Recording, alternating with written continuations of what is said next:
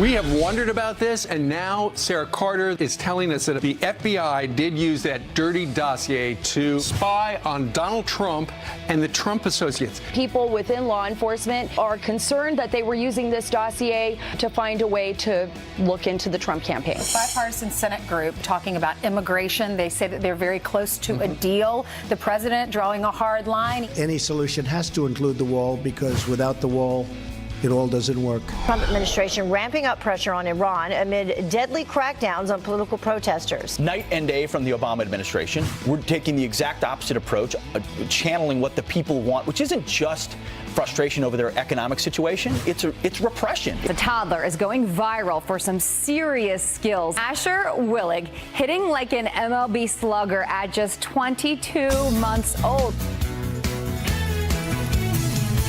Lady Gaga doesn't do it for me. Really, I find her very much overrated. Really? Well, I think Ainsley's just excited that her weekend is starting in 1 hour. I know. I'm going to be off tomorrow, so yeah.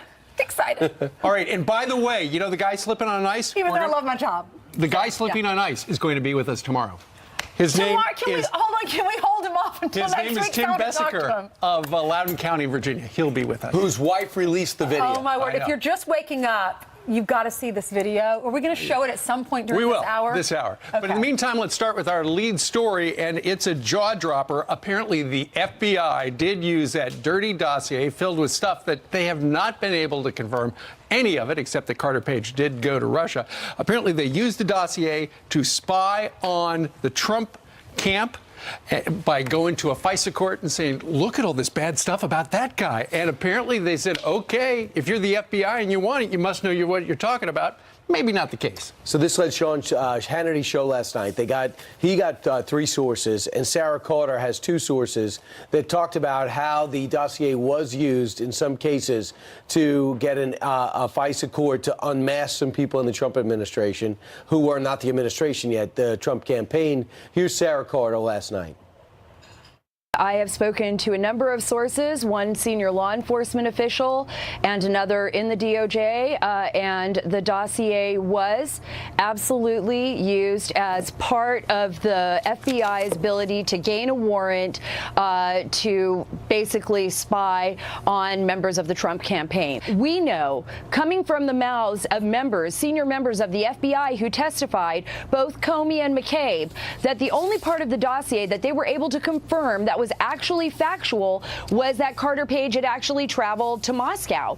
Everything else in the dossier, apparently they did not talk about that. They did not confirm. There are a number of sources that are alarmed about this, particularly people within law enforcement who are concerned that they were using this dossier to find a way to look into the Trump campaign. All right, let's bring in Kellyanne Conway, counselor to the president, who is live this morning with us. Kellyanne, if this is true, I mean, they're saying their sources are confirming this.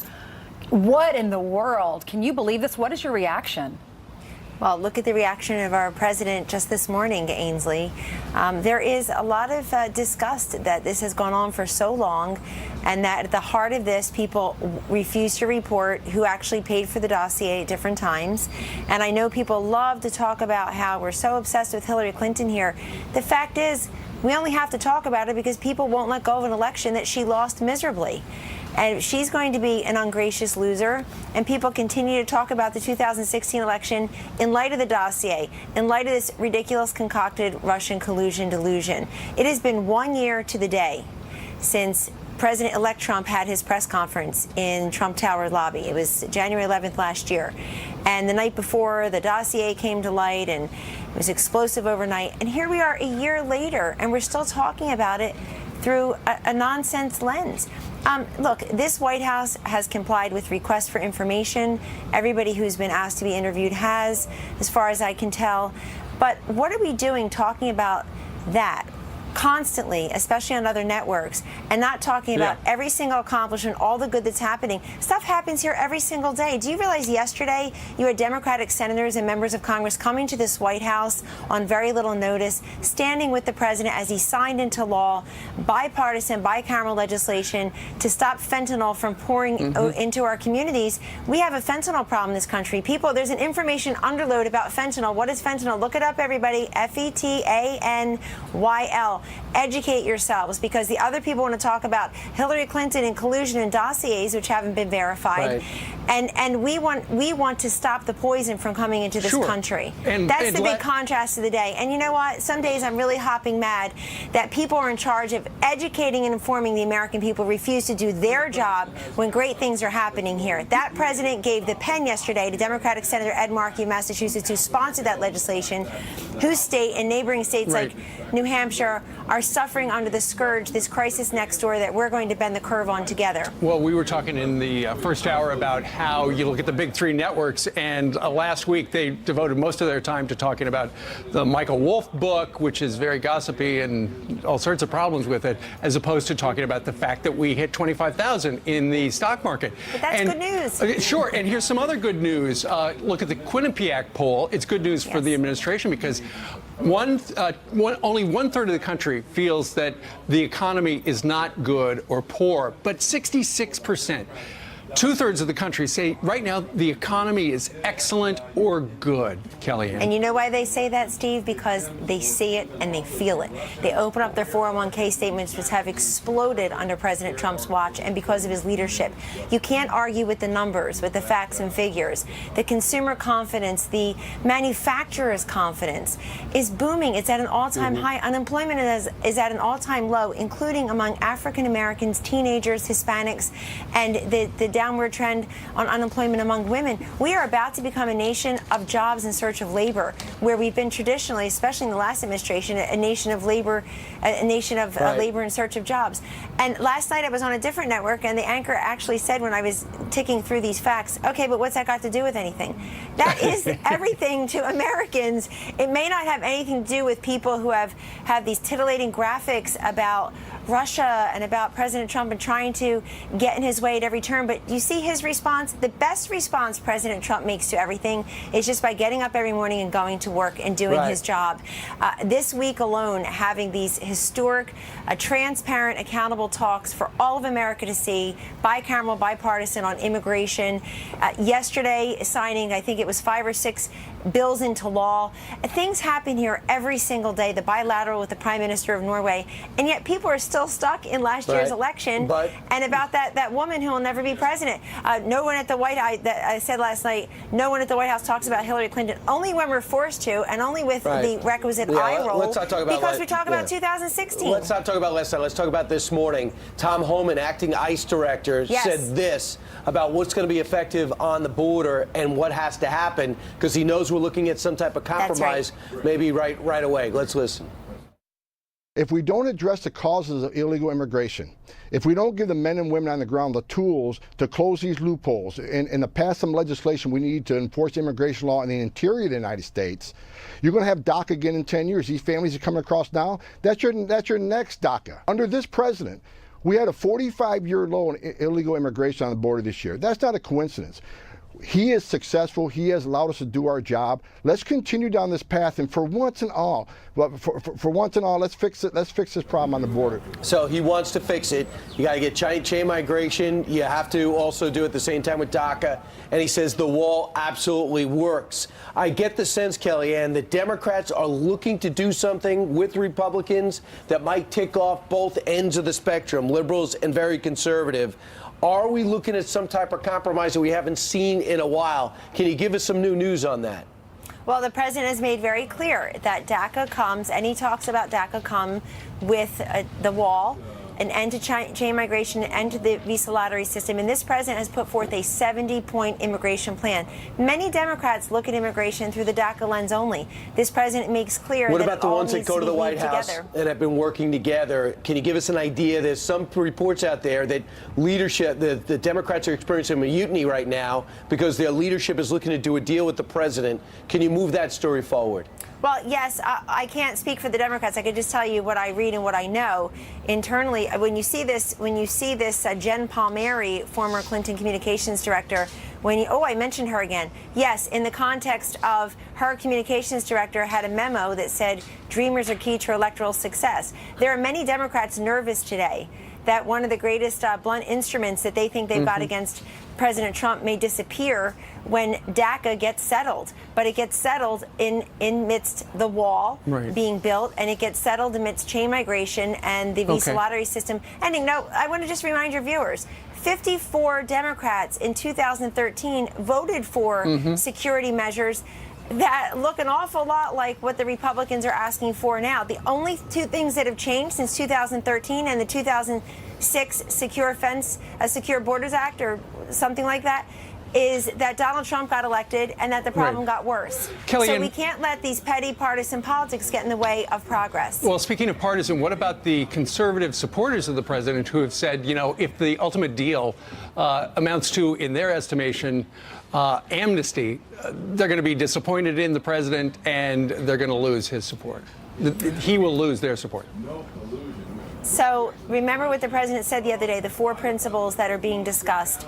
And we know that we're up against budget deadlines here as well. We also know Democrats are on the record of supporting, through their votes, very similar measures.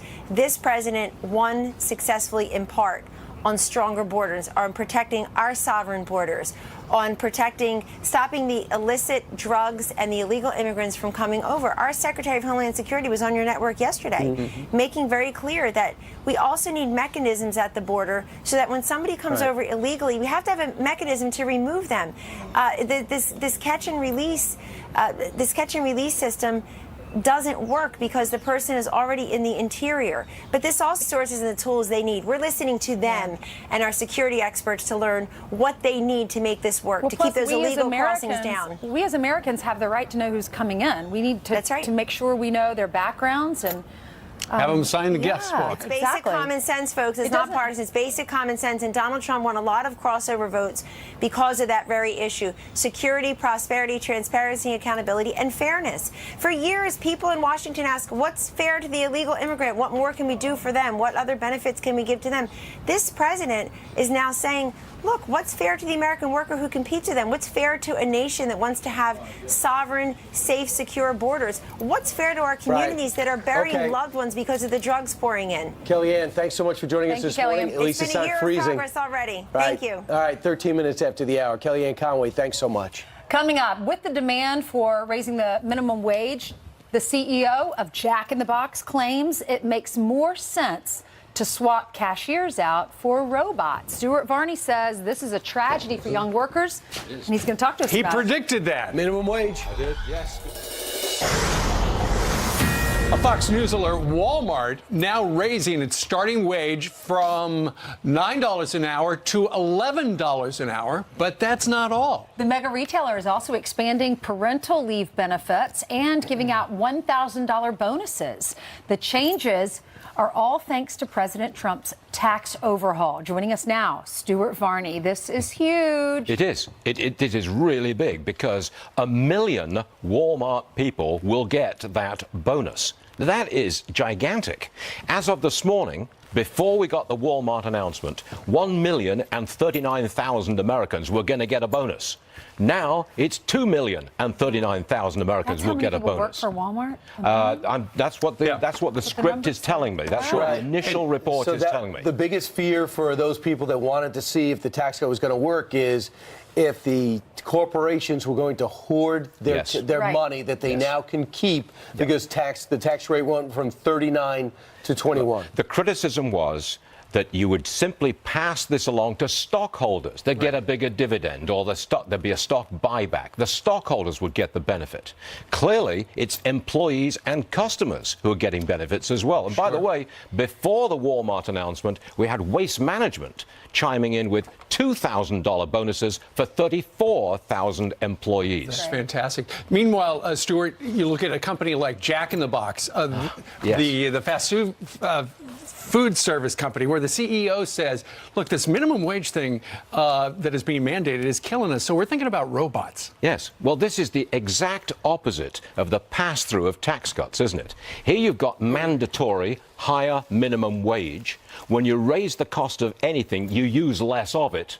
So that's what these fast food chains are doing, like Jack in the Box, replacing workers with technology. Right. Red Robin, for example, McDonald's getting rid of all busboys at 570 locations because the higher minimum wage. If you mandate... Getting rid of the bus boys, how are they going to clean the restaurant? I don't ask, but that's what they're doing. Oh, That's right. and Tim Horton, that's another chain.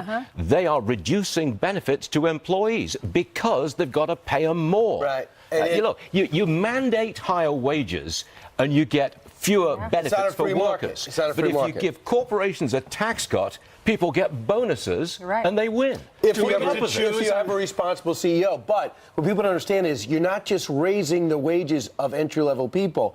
Everybody wants a raise. Because if I'm making $12 an hour and the minimum wage goes up to 15, what if you were making 15? They want 17 and then 21, so the whole workforce gets more Well, expensive. wasn't the expression "America needs a raise"? Yeah. Wasn't that the expression in the last election and the early part of last year? Well, now they're getting it, thanks to the Trump tax cuts. And all of those bonuses that the million members of Walmart are getting, they're going to spend it in their neighborhoods. That's Do right. the Democrats want to take those bonuses away? Are they going to run in November? Well, that's because Let's it's raise Armageddon. taxes. Right. Should we do that? But- I don't think so. Well, Stuart lot of Varney, we'll see if you give your panel a raise from 9 to noon. We'll see how much you're going to be paying them. See if they're having a major announcement on your show on FBN. We're going to have them on tomorrow to find out if you've gave them a raise. All right, Stuart, thank I you have very no much. response.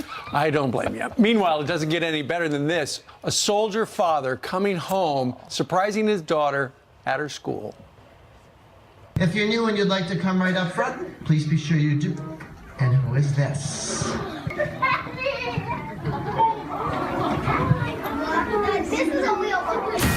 All right, we're back with the Fox News Alert now. Do you want free health insurance? Then get a job, go to school, or volunteer. That's the message from President Trump to people who use or apply for Medicaid. The new guidelines opening the door for states to cut off benefits to those who don't have an approved reason. More than 74 million people are enrolled in Medicaid. And the Green Mountain State is about to get a little greener. Vermont is set to become the first in the U.S. to legalize marijuana through its legislator instead of actually asking the people. The bill does not set out framework for retail sales. Republican Governor Phil Scott is expected to sign the bill, which would go into effect July 1st. That's summer, but now it's winter. And here's Ainsley. Well, there wasn't a dry eye in the house on Tuesday morning, just a few days ago, at an elementary school in New York. It started off as a normal day for 7-year-old Natalie, who you see there running through the crowd. She was there that morning at her morning assembly when her mom showed up as the special guest reader. They shared a book that's very close to their hearts. It's called Hero Dad. Listen to this. My dad is an American soldier. My dad is a hero, my superhero. Oh, she's 7 years old, and when they finished that story, Natalie's day got even better when her very own hero dad surprised her after being deployed for nearly a year. If you're new and you'd like to come right up front, please be sure you do. And who is this?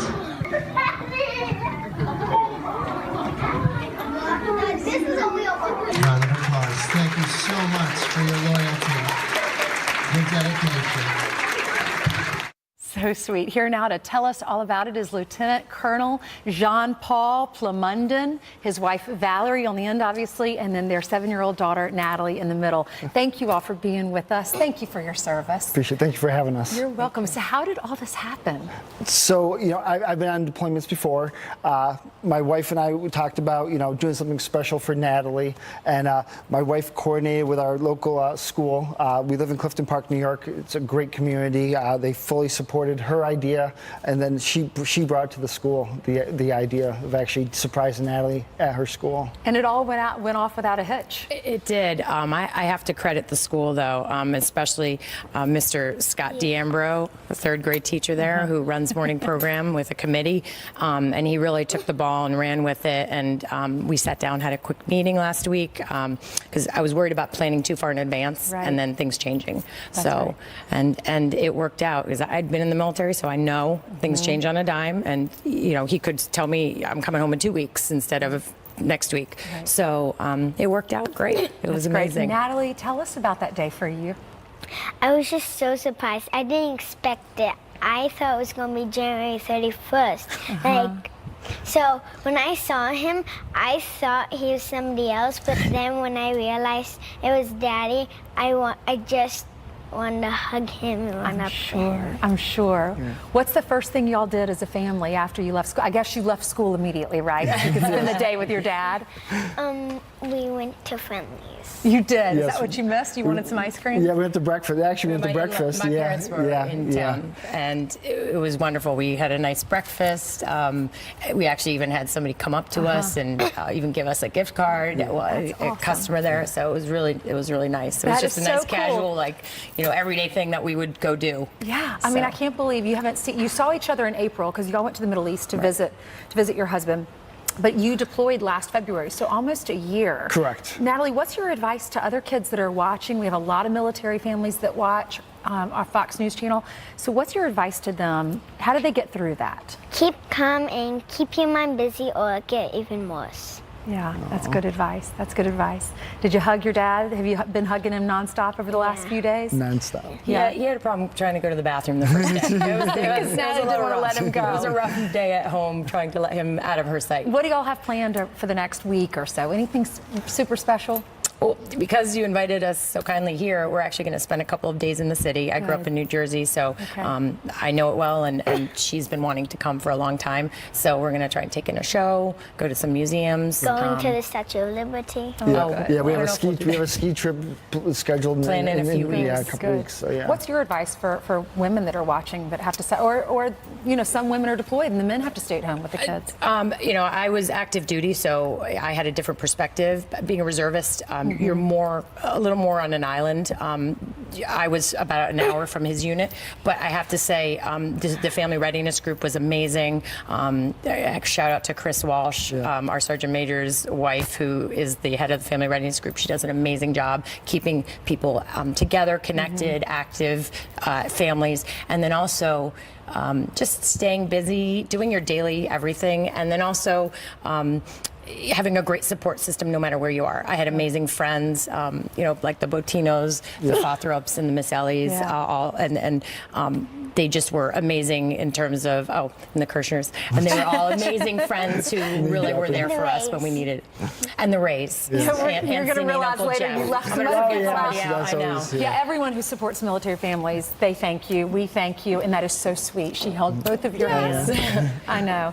He thought of you the whole time. He did. He did. As a parent, you think about them constantly. All the time. Thank you. God bless you. God bless your family and Appreciate your it. service. Thank you so much. Thank you. Dianne Feinstein opens up about why she released that Fusion GPS testimony. Listen. I don't make an excuse, but I've had a bad cold, and maybe that slowed down my mental facilities a little bit. Well, she had a bad cold. We'll be talking about that this morning. Plus, how is this okay? Actor Robert De Niro attacking the president. It's pretty harsh. Listen to this. This idiot is the president. Dan Bongino used to protect presidents as a Secret Service agent. He is fired up about that one. He is live next. The people who say the wall don't work, they obviously don't understand how operations on the border work. 100% of the time where they build a wall or a barrier, numbers went down. It has shown it works. Why wouldn't we not want a wall to protect national security and public safety? What price are you going to put on the safety of this country? If we don't address the causes of illegal immigration, if we don't give the men and women on the ground the tools to close these loopholes and to pass some legislation we need to enforce immigration law in the interior of the United States, you're going to have DACA again in 10 years. And that'd be a magnet. Let's talk right now to Dan Bongino, former NYPD officer, former Secret Service agent, Dan Bongino Show, and also your podcast has been going through the roof. We were just talking about that this week, yeah. Because you were talking about Russia. Yeah. Before we come back and talk about Russia, can we talk about this DACA fix? There's got to be some type of compromise. Yeah. Where does the rubber hit the road on the compromise? And what is a must-have and what is okay, I'll give? We can't do anything without three conditions. We need the wall, we need an end to chain migration, and we need an end to visa lottery. If Trump gets those three things, that's the best deal I think they're going to get for DACA at this point. But let's just be clear about this entire thing. All right, let's just put some rubber to the road here. The Democrats don't give a hoot about immigration. This is not about immigration, guys. I'm sorry. It has nothing to do with compassion. It has nothing to do with people coming here and helping them out. It doesn't. It has for them to do with raw, naked political power and votes. They were given the opportunity multiple times to allow people to stay in the country with certain conditions on voting and restrictions. And what did they say, the Democrats? Oh, no, we don't want that. Why? I thought it was about compassion and letting people in the country. It's about power. They lost the middle-class voting demographic, calling them deplorables, telling them they didn't build that, and they're replacing them with immigrant votes in the country. It's as simple as that. Well, you'll go back a couple of years ago, and a number of Democrats who are now against what we're talking about today were absolutely for it. But then again, Dan, you've got a number of the strong conservatives who are saying, if the president comes up with some sort of compromise that approaches, in their estimation, amnesty, we're out. We supported him, but we're out on that. Yeah, listen, this is going to be a tough one because they need Democrat votes. They're going to need 60 to get this through if there's going to be any movement on immigration. The problem I have now is the DACA recipients are here. The best deal I think they're going to get, listen, I am not for amnesty. I'm going to be crystal clear if it was my position. But I think the best deal they're going to get 60 is going to be ending the visa lottery, ending chain migration, and the wall in exchange for DACA. It just from a strict, checkers chess thing, it's all they're never going to get Democrat votes otherwise. But doesn't mean they get instant citizenship. There's still a pathway for the DACA, 800,000, and it doesn't mean their parents are citizens. I'd rather not see it at all, though, because what you're going to see is it's not just 700,000 people. Once they sponsor others, it's actually going to turn into 1.4, 2.5, potentially million other people coming into the country right now. And I think we need to move more to a labor-based model of immigration rather than this model we have now, which is a complete train wreck. All right, Dan, Sarah Carter, the investigative reporter who's been looking into the dirty dossier, she says that sources are telling her that, yes, that dossier was used in part to spy on the Trump campaign when he was running against Hillary Clinton. So who's at fault here? Is it Hillary Clinton, DNC? Is it President Trump? I had to uncross the legs for this one because you got me like totally excited. I really see me perk up. The cat, when the cat like arches his back. This is only the most explosive scandal in American political history. And listen, I was a Secret Service agent. I've done big federal investigations. I know exactly how these things work. We're asking all the wrong question, guys and ladies. The real question is not, and this is a critical one, don't get me wrong, but the question is not, was the dossier used to spy on the Trump team? The question none of you can answer, and I don't really have the answer for you either, though I have some ideas, is why was the Trump team being spied on in the first place? Remember, the dossier is used to issue a warrant in October of 2016. But Jim Comey, the FBI director, already acknowledged an investigation going on into the Trump team in the summer of 2016. Why, Brian? I have no idea. Let me ask you this. Change the names in this story. So let's just say George W. Bush was spying on Barack Obama while he was a candidate. You think the question is, well, what was in the dossier to get the warrant? The question is, why a warrant in the first place? Nobody's answered that. I know why. Because they were saying they were picking up some interaction between Russian officials and the Trump campaign. That's what they claim. Why do you think? You have these random people approaching the Trump team throughout the summer of 2016. This is all on the record. CNN reporting, the Washington Post, no friends of the right. Why do you think they were approaching the Trump team? It's a trap. You think it's a trap.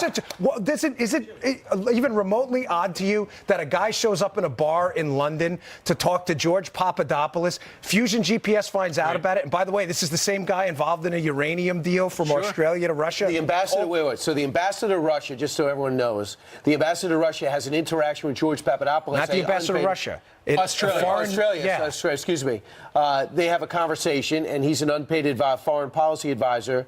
Papadopoulos is to the Trump campaign. They have this conversation. So alarmed is the Australian ambassador when the Podesta emails are released, and when they hit the fan and they're out there, he goes and contacts the FBI to say, listen, I got to tell you, this Papadopoulos guy gave me a heads up. Yes, but here's the question. How does Fusion GPS find out about that? They're not law enforcement agents. Right. How do they find out? By the way, from the FBI. On the record. Oh, my goodness. The Australian minister, the New York Times has reported this, notifies American intel agencies. How does Fusion GPS gets that? And by the way, at the exact same time, Bruce Orr's wife, Nellie, is on the payroll of Fusion GPS as a civilian and is connected to some CIA entities through OpenWorks. Who's Bruce Orr? Bruce Orr is the Associate Deputy Attorney General at the time, who, by the way, worked on Project Cassandra, the gun-running story by Hezbollah. For the Iran deal, they needed the Russians on. And he was just fired from another job at the FBI this past week. That's absolutely right. All right. Meanwhile, we could go on talking about this scandal forever, but Robert De Niro is one of the greatest actors in the history of acting. Yep. He does not like President Trump. Watch. This idiot is the president. Okay, it got so worse. You had to bleep the whole thing out, but so couldn't be more brutal. Call them, use profanity. Yeah, it's totally unnecessary. Listen, I'm from New York, so I'm kind of used to it. I know you are too, but yeah, that's unnecessary when we're talking about the president. But more importantly, you know that commercial, I'm not a doctor, but I stayed at a Holiday Inn. I mean, he thinks because he was a tough guy in the movies, I guess, that this transfers to real life. This guy's an idiot. I have no respect for these guys. And what I don't understand about Hollywood, the elitism over there, is if they're really trying to change minds on what I think is the most consequential, impactful presidency in modern American history, the Trump presidency, tax cuts, regulation, everything, the exploding economy. You really think this is the way to do it? I mean, this is the deplorable speech on steroids with profanity. Like, you're not only deplorable, you're deplorable with a buzzer in the beginning. I mean, you really think you're changing minds here? This is just pure, unadulterated stupidity. It's the kind of ideas that they're in a bubble. And that's why Meryl Streep says, if Oprah's president, I hope he puts Tom Hanks and Harrison Ford in the cabinet. Because they think their world is real. It's not real. Yeah, maybe we should make Luke Skywalker Secretary of State while we're at it, too. I mean, why not, right? His name from the movie. Bosom buddies can be in the cabinet as well. You know what? Mr. Bongino will be Obi-Wan Kenobi today on Outnumbered at noon. Will he be wearing a necktie? Stick around. Probably Can we not. represent? What about representing the little people? We need Peppa Pig and Elmo. Peppa Pig, I like that. That's a good. My daughter loves Peppa Pig. Me too. All right, so listen to his podcast. You can find out even more. Plus, straight ahead, President Trump surprised lawmakers opening the doors to the press for the bipartisan immigration meeting this week. Much like the president, though, deal making is nothing new to Bob Massey. So what does he think of the president's performance and the way he held that meeting? Plus, from the battlefield to the classroom, a Yale professor is helping military vets make the transition to college. Her story coming up.